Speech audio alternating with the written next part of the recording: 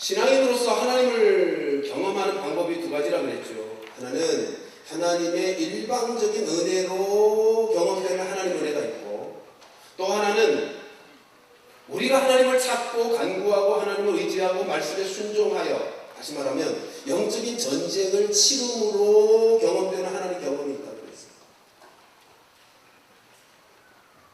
어릴 때는 하나님이 일방적으로 은혜를 베푸심으로 하나님을 경험하게 하는 거예요. 출생을 비롯해. 우리의 영적인 상태도 똑같죠. 우리가 영적으로 거듭나는 사건이나 영적인 어린아이 때는 하나님 일방적인 은혜로 우리를 하나님 경험 속에서 돌보시죠. 그러나 언제까지나 그렇지 않으시고 우리가 싸워야 될 싸움이 있더라는 거예요.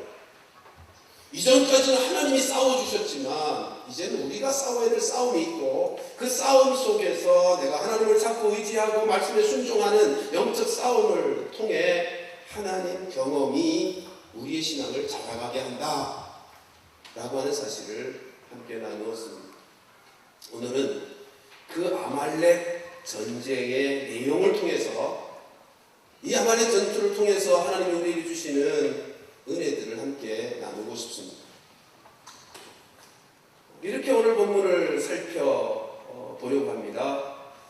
아말렉의 전략은 무엇이고 이스라엘의 전략은 무엇이었을까?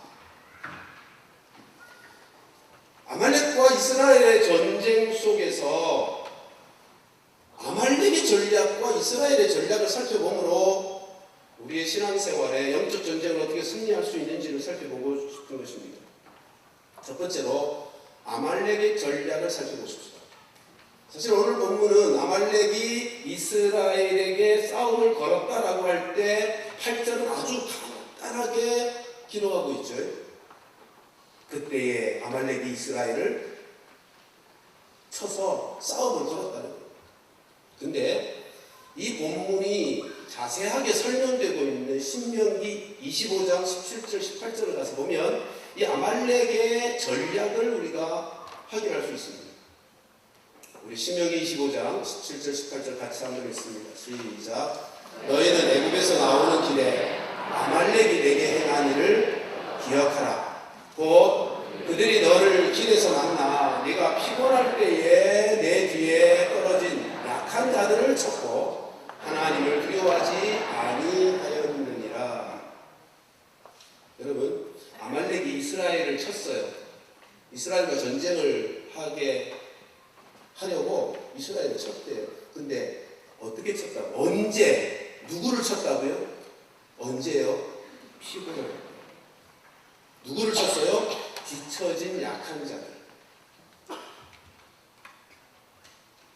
아말렉은 이스라엘과 전쟁을 치르기 위해서 왔지만 전면전을 치르지 않습니다.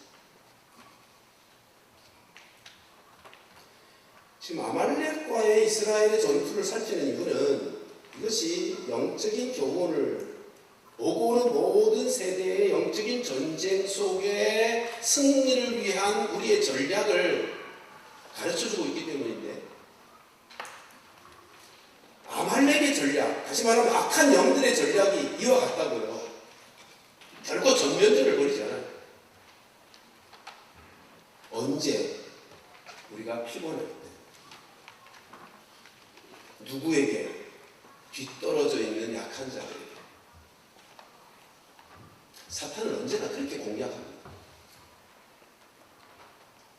우리는 이 말씀 앞에서 우리가 어떻게 이 전쟁을 대비해야 되는지, 어떻게 예방해야 되는지를 배울 수 있죠. 매일매일 영적인 충전이 필요하다는 것입니다. 그리스도인으로서 이 세상을 살아갈 때 예외 없이 모든 그리스도인들은 영적 에너지를 소진하게 되어 있어요. 매일매일 영적인 에너지가 소진돼요. 일주일을 살고 보면 주말에는 너덜너덜해져요. 만일 우리가 매일매일 영적인 에너지가 충전되지 않으면 다 방전된 자동차처럼 꼼짝도 못하는, 아무것도 할 수 없는 무력한 그리스도인이 되는 것입니다. 그럼 여지없이 사탄의 공격의 타겟이 됩니다. 사랑하는 성도들이여, 매일매일 영적인 충전을 이루며 살아가는 성도들, 깨어있는 성도들 되시기를 주님의 이름으로 축원합니다. 매일 필요합니다. 충전이. 누구를요? 뒤처져 있는 약한 자들. 그럼 우리 어떻게 해야 되죠? 뒤처지지 말아야 돼요. 믿음의 행렬에서 뒤처지면 안 되는 거예요. 우리가 함께 신앙생활을 해갈 때 뒤처지지 마세요. 사역의 현장에서도 뒤처지지 마시고요. 기도의 행렬에서도 뒤처지지 마시고요. 성도들이 가야 하는, 그리고 가고 있는 그 길에서 구경꾼처럼 뒤에서 팔짱 끼고 있지 마시라는 거예요. 그러면 당하는 것입니다. 그건 여지가 없습니다. 목회를 하면서 수도 없이 확인하는 것입니다. 사랑하는 성도들이여, 우리의 신앙의 여정 속에서 믿음의 행렬, 기도의 행렬, 사역의 행렬에서 뒤처지는 분이 없게 되기를 주님의 이름으로 축원합니다. 사탄은 방전되어 있는, 영적 에너지가 다 방전되어 있는 그리스도인들을 타겟으로 하고 뒤처져 있는 성도들을 타겟으로 삼는 것입니다. 그 두 번째로 이스라엘의 전략을 보겠습니다. 여러분, 오늘 본문에서 8절에서 읽은 것처럼 아말렉이 이스라엘을 치기 위해서 전쟁을 벌였어요. 자, 아말렉이 이스라엘을 치겠다고 나섰을 때는 이길 가능성이 보였기 때문 아니겠습니까? 싸움을 거는 쪽에서 질 수도 있을 것을 예상하고 싸움을 거는 사람이 있겠어요? 아말렉이 이스라엘을 치려고 했을 때는 나름대로 이기리라고 기대했을 것입니다. 이길 수 있는 수를 세워보았을 거라고요. 왜 안 이겼겠습니까? 이스라엘의 상황을 보세요. 아말렉 편에서 볼 때 얼마나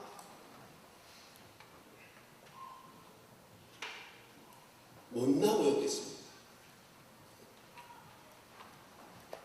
여러분, 노예로 살다가 갑자기 출애굽을 하는 거예요. 도망자처럼 짐 싸들고 쫓겨나다시피 도망가다시피 지금 나온 무리들. 군사훈련 언제 받아봤겠어요? 행렬의 대열이 제대로나 되었겠어요?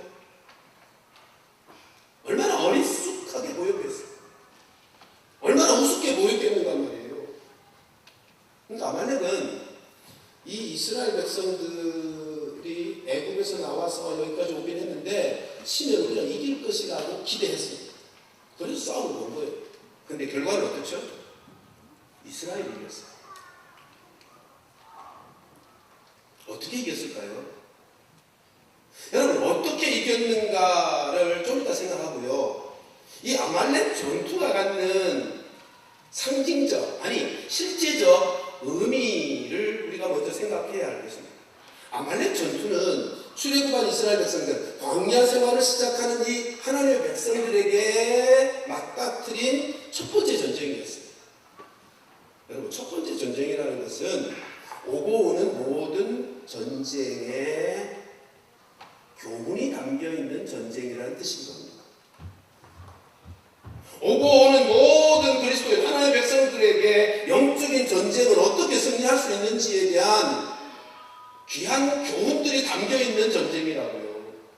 그래서 우리가 읽은 대로 14절에 가서 보면 하나님이 모세를 통해서 이렇게 명령하시잖아요. 이 사건을 책에 기록하여 기념하라. 왜 책에 기록하여 기념하래요? 오래 두고두고 기억하는 기록을 남기래요. 거기다가 뭐라고까지 하죠? 여호수아의 귀에 외울 수 있도록까지 들리래요. 왜요? 앞으로 오고 오는 모든 전쟁에서 어떻게 승리할 수 있는지에 대한 하나님의 방법이 여기 담겨 있습니다. 어마어마한 정복 전쟁까지 치러야 될 지도자잖아요. 그러니까 여호수아의 기회는 외울 수 있을 만큼, 우리나라 말로 말하면 딱지가 앉을 정도로 계속해서 반복해서 기억하게 하는 거예요. 그러니까 아말렉 전투는요, 단순히 이 전쟁의 기록이 이스라엘이 아말렉과 싸워서 이겼다, 이 승리를 알려주고자 하는 기록이 아니고요. 그게 머물지 않고 모든 영적인 전쟁에 어떻게 승리할 수 있는지를 교훈하기 위하여 기록된 전쟁 이야기. 자, 그러면 어떻게 이겼어요? 이 사건 우리가 익숙히 오래 교회 다니시는 분들은 참 익숙한 말씀이기도 한데, 이 승리하게 된 배경을 보면 흥미롭잖아요. 뭐죠? 모세가 손을 높이 들면 이기고 손이 내려지면 졌대요.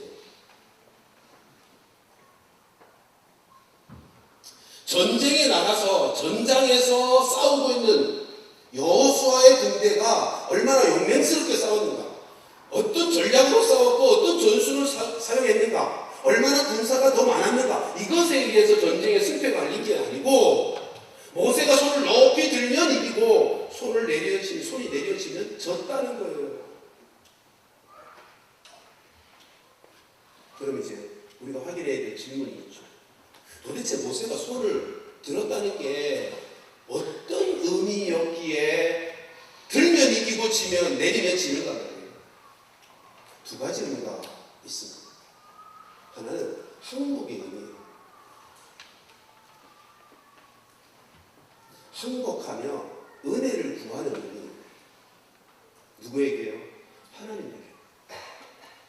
아니, 전쟁에서 적군에게 항복하면요, 끝난 거죠. 그러나 전쟁에서 하나님께 항복하면 그때부터 승리가 시작이 되는 거죠. 하나님께 항복했다는 말은 이 말이잖아요. 하나님, 이 전장에 나간 이스라엘 백성의 사령관은 내가 아니고 하나님이십니다. 하나님께서 이 전쟁에 은혜를 베푸셔야 합니다. 그리고 하나님께 항복하는 거예요.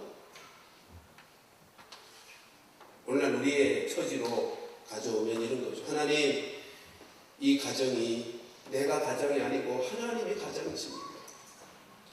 이 사업체가 내가 사장이 아니라 하나님이 사장이십니다. 하나님의 은혜를 베푸시옵소서. 이게 하나님 앞에 항복하는 거예요. 사랑하는 성도들이요,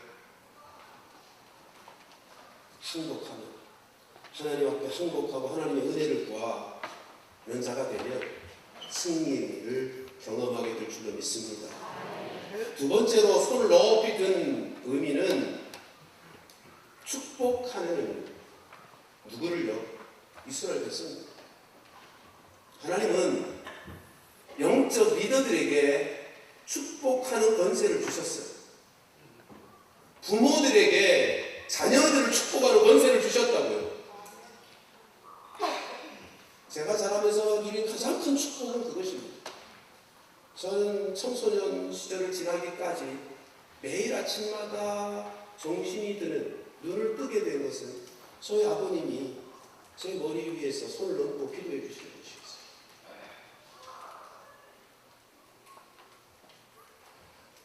하나님께서 모든 영적 리더들에게 맡겨진 영혼들을 위해 축복하는 권세를 주셨다고. 이걸 믿으면, 이걸 믿고 내가 축복하는 기도를 하면 하나님이 책임을 져 주십니다.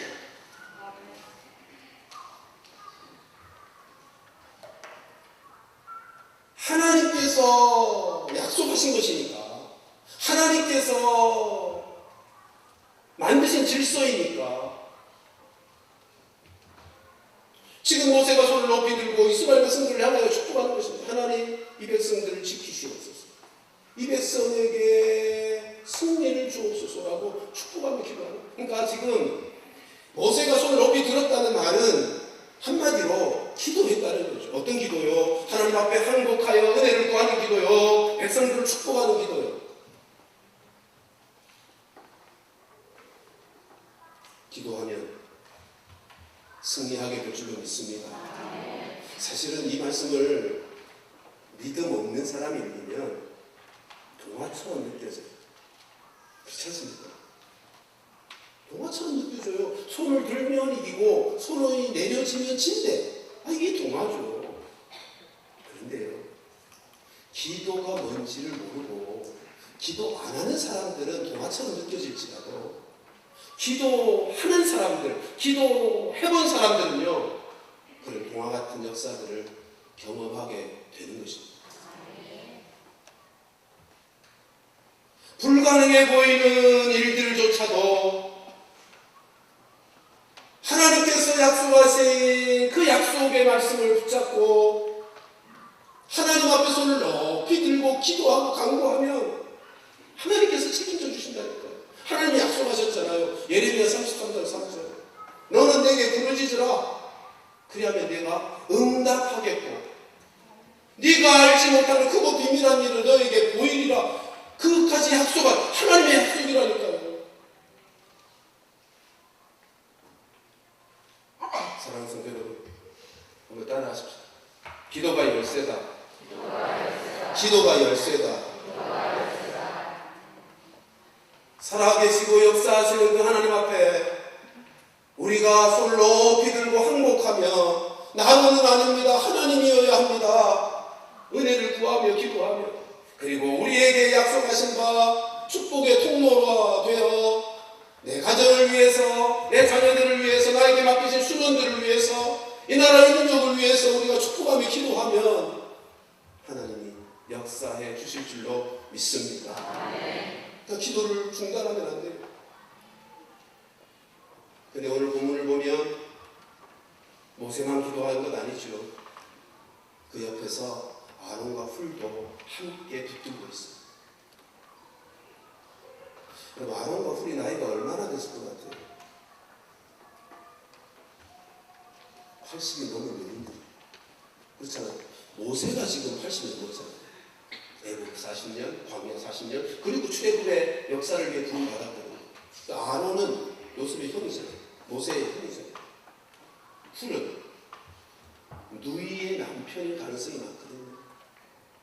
다 80이 넘은 노인들. 여러분, 하루 종일 그 전쟁을 치르는 밀고 밀리는 전쟁 속에서 모세가 손을 들었는데, 그래도 동생 꼴인데 모세가 손을 들었는데 피곤해서 내려졌대요. 근데 그걸 옆에서 함께 붙들고 손을 높이 들고 있는 그 일이 쉬웠겠어요? 얼마나 피곤했겠어요? 근데 피곤해도 내릴 수가 없는 거예요. 피곤해도 중단할 수가 없는 거예요. 왜요? 손을 높이 들고 하나님 앞에 항복하고 기도해야 하나님이 일하실 테니까. 하나님이 그렇게 질서를 만드셨으니까. 너는 내게 부르짖으라. 사랑하는 성도 여러분, 우리 모두 기도를 쉬지 말고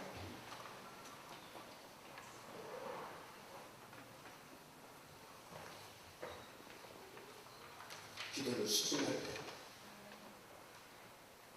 우리의 가정을 위해서, 우리 교회를 위해서, 이 나라의 민족을 위해서 하나님 앞에 두 손 높이 들고 기도하는 은혜가 있기를 주님의 이름으로 축원합니다. 모세의 전략을 좀 더 분명하게 확인해 보십시오. 모세는 아말렉이 전쟁을 치르자고 달려들 때 모세는 두 가지 조치를 취합니다. 하나는 여호수아로 하여금 아말렉을 맞이하여 전쟁을 치르라고 내어보내고요. 또 한편 자신은 아론과 훌과 함께 산꼭대기로 올라갑니다. 다시 말하면 산 아래 골짜기 전쟁이 치러지게 했을 뿐만 아니라 산 위에 전쟁을 치르겠다는 것입니다. 아말렉 전투가 오고 오는 모든 세계의 영적인 전투의 승리의 비결을 가르쳐주는 상징적인 세계적인 사건이라고 할 때 우리가 이 부분을 놓치면 안 되는 거죠. 이 두 가지 전쟁을 동시에 함께 치러야 되는 거예요. 산 위의 전쟁과 산 아래의 전쟁이 함께 치루어져야 이것이 그리스도인으로서 영적 싸움에서 승리하는 하나님 우리에게 보여주시는 전략입니다. 어떤 사람은 산 아래의 들판의 전쟁이 승리를 가져온다고만 생각하는 사람이 있어요. 다시 말하면 여호수아의 군대가 얼마나 잘 훈련되어야 하는가, 전술을 얼마나 잘 짜여져야 하는가, 얼마나 좋은 전력을 갖추어야 되는가, 그것이 승패를 결정한다고 생각하는 사람들이 있다고요. 근데 오늘 본문은 우리에게 분명하게 가르치잖아요. 그거 아니다. 그거 말고 산 위에 전쟁도 있다. 그것이 결정하는 거다. 지금 그걸 오늘 본문에서 가르친다. 근데 또 한편 산 위의 전쟁만 잘 치르면 된다고 생각하는 사람들도 있어요. 그것도 잘못됐어요. 문제만 생기면 보따리 싸들고 산에 올라가서 금식하며 하나님 앞에 매달리는 거, 기도하는 거 좋아요. 근데 그 기도가 만일 자기가 문제를 터뜨려 놓고는 하나님께 책임을 전가하는 기도라면 그 기도는 의미 없는 기도. 하나님이 그런 기도에 일하시지 않아요. 산 위의 전쟁과 산 아래의 전쟁이 동시적으로 이루어져요. 예를 들면 이런 거죠. 입시절이 되었으니까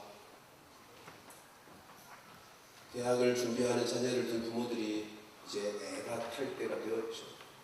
그러면 성도들이라면 하나님 앞에 나와 기도하게 됩니다. 기도해야죠. 근데 기도할 때 이렇게 기도하는 건 좀 어떤가요? 하나님, 내 아들 공부 안 하는 거 아시죠? 내가 기도하는 시간에도 내 아들은 잠을 잘 텐데 하나님, 그 꿈속에서 하나님이 특별히 역사해 주셔야 됩니다. 세계 최고의 과외 선생을 붙이셔서 시험의 정답을 알려주십시오 라고 기도한다면, 혹은 하나님, 내 아들 시험지 봤지만 정답 찾기 힘들 겁니다. 아마 연필 그리고 있을 텐데 연필이 굴릴 때 정답 번호 위에 딱 멈추게 해주십시오. 이렇게 기도한다면 하나님 그런 기도 들으시겠어요?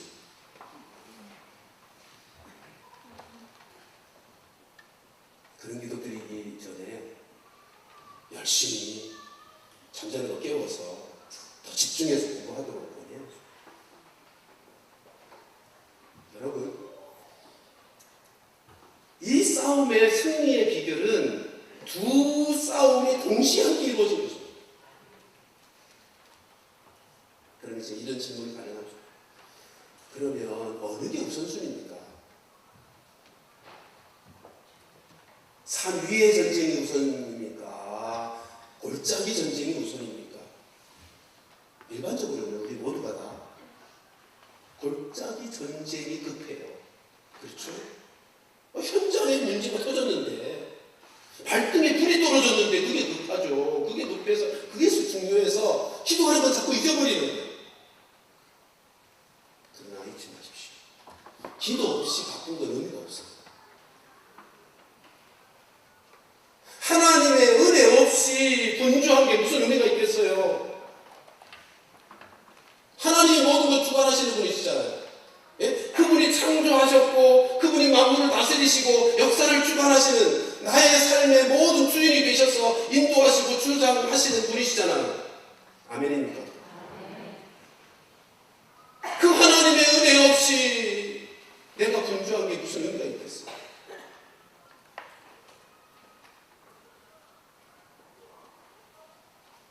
사랑하는 성도 여러분, 그러므로 기도가 열쇠입니다. 기도가 열쇠입니다.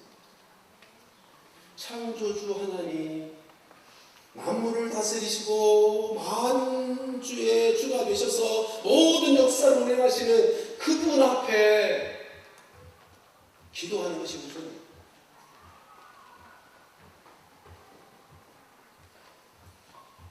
여호수아가 아니라 모세가 산 위에 올라가서 기도했다는 사실을 잊으신 거예요.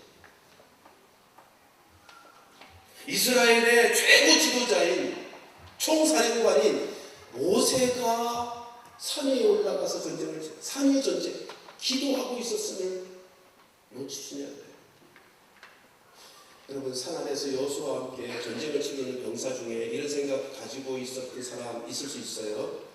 아니 뭐야, 모세는 비겁하다. 우리만 전쟁터에 밀어놓고 자기는 산 위에 올라가서 기도만 하는 거야. 아니요. 여러분, 잊지 마십시오.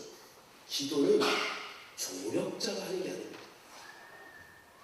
기도하는 사람이 조역이 아니라고요. 기도하는 사람이 주역입니다.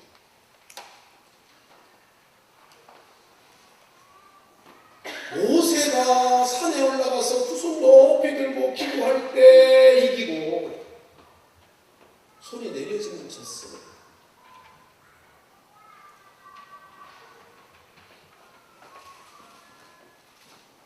우리는 하나님께서 주가 되시는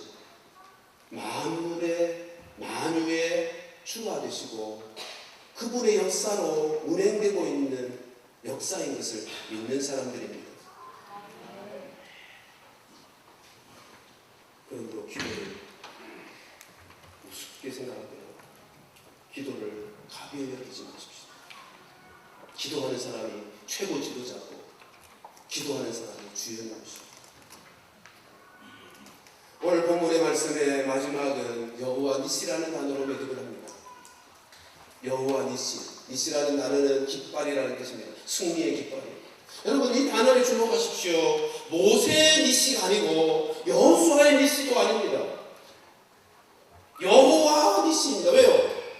여호수아가 싸웠지만, 모세가 산 위에 기도했지만 하나님께서 그 기도를 들으시고 하나님의 은혜와 능력으로 말미암아 이루어진 승리였거든요. 우리는 여호와 니시를 믿는 것입니다. 우리는 여호와 니시를 믿는 거예요. 하나님이 승리를 이루시는 분이시다는 것을 믿는 거예요. 그래서 그분 앞에 기도하는 것이고 그분의 말씀을 붙잡고 영적 싸움의 현장에서 싸움을 싸우는 거예요.